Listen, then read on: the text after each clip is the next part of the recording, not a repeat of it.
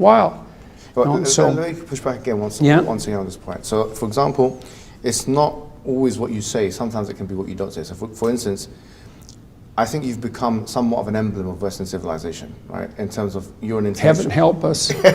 No, you have. And I also push back on the point that this is a foreign culture, because I think that Islam, and you've mentioned this in the lecture as well, that Islam has now become part of, like, Western culture. Yeah, well, that's the open question. As we noted in the introductory remarks, it's like, well, is Islam part of the West? We're kind of having the same discussion about Russia in some real sense, and that's really going well at the moment.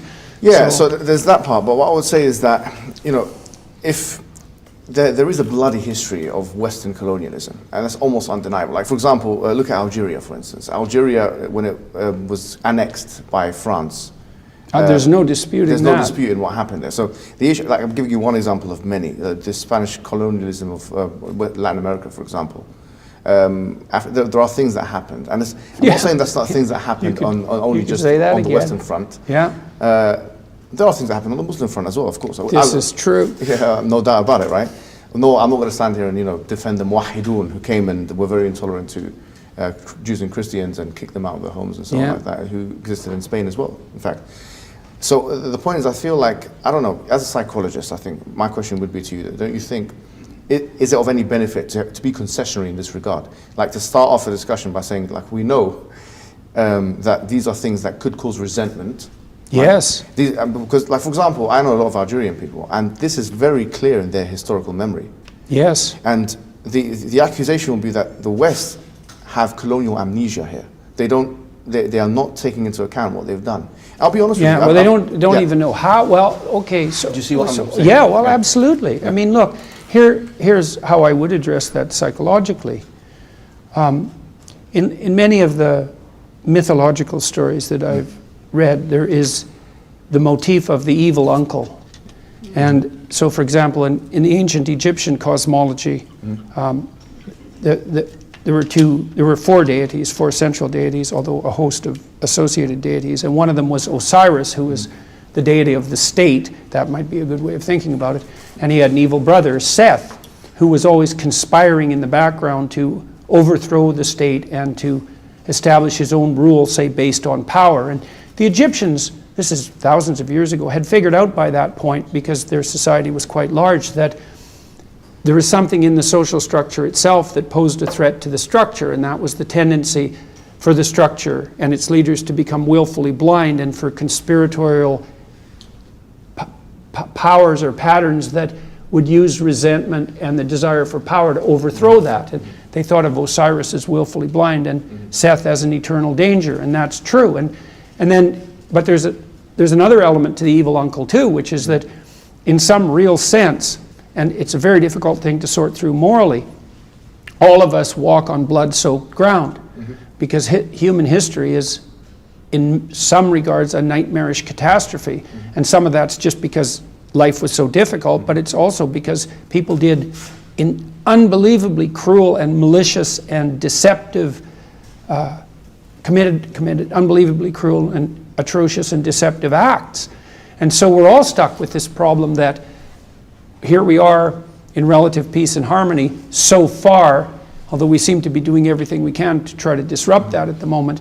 And part of the price that's being paid for that is an endless litany of historical catastrophe. And then we all have to face up to, well, what does that mean for us in terms of our individual responsibility?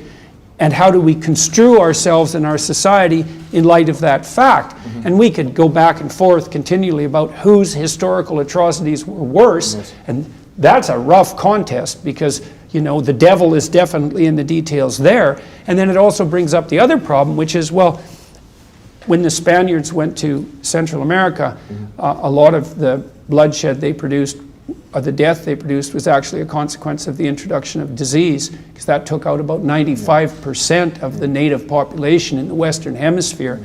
And then the conquistadors were, well, maybe they weren't the finest representatives of the highest flowering of Western civilization.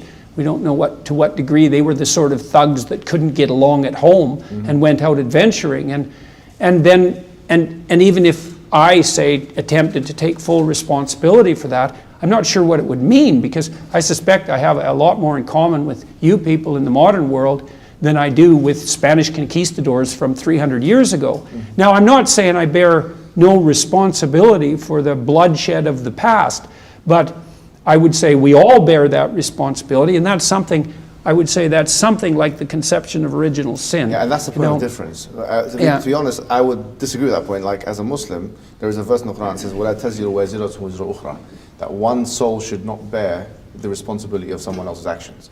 Yeah, well, that's the other ethical complication. It's can you call me out in relationship to the atrocity of the past? But it's complicated, right? Because at the same time you do say, and I don't mean you personally, but we can say things like, well, the West is not bearing sufficient responsibility for its colonial past. And so at some level that kind of devolves down to the individual. It's let me kind of rephrase it then. I think that's more of a left-wing criticism. It's like, there's reparations and affirmative action programs. I'm not advocating any of that, and nor do I even believe in any of that, to be honest with you. Nor me. Yeah, so what I was putting as an alternative to that is that there is this kind of, I would call this maybe a new Orientalist narrative, which states that Islam is incapable of X, Y, Z. Call it tolerance, call it whatever it is. And look at what's happened in Islamic history. You've got all of these deaths and you've got all of these kinds of things that are happening comparative to what we have in the West. And what we're saying is that let's look at what you have in the West, because liberalism was an ideology that was started in the 17th century. Really it was crystallized, with John Locke and all these kind of things then.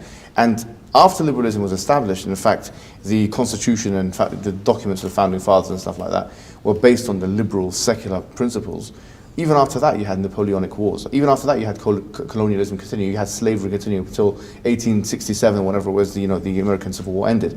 So what we're saying is that this picture of history, that the West is best, basically, this idea, because our ideology can fix all problems, it's not reasonable when you look at the historical records. One scholar called Naveed Sheikh actually done a piece. It's called Body Count, and he was counting the amount of people that died in each civilization, and he put the Western civilization as the highest. And because you have things like World War I and World War II, and these things were, World War I and World War II were nationalistic conquests. They were not religiously inspired. You can argue to what extent were World War I and World War II religiously inspired, but certainly Islam was not a main feature of the 30 million people that died in World War I, or however many million people died in World War II. So the point is that we're saying is that and obviously you've got concepts in the West like manifest destiny, and which I think every single president of the United States of America believed in, westward expansion, these kind of things. The point is that the proposition that the ideology of the West can fix our problems, this is what we have an issue with, because what we're saying is that if we look at the historical record, there is no evidence of that. In fact, what it's shown us is that there's more bloodshed. Individualism has caused more death. With all due respect, I know that you do cherish individualism. I'm not saying everything is bad about it, but when you have a society deplete of a communitarian ethic, is bereft of a communitarian ethic, then you can have these issues. And so these are conversations, and I think you are moving towards a communitarianism. In your newest book, you were talking about institutions and these kind of things, and the respect for tradition and these kind of things. I'm not sure if I'm reading you correctly, but these are the kinds of conversations I think we need to have.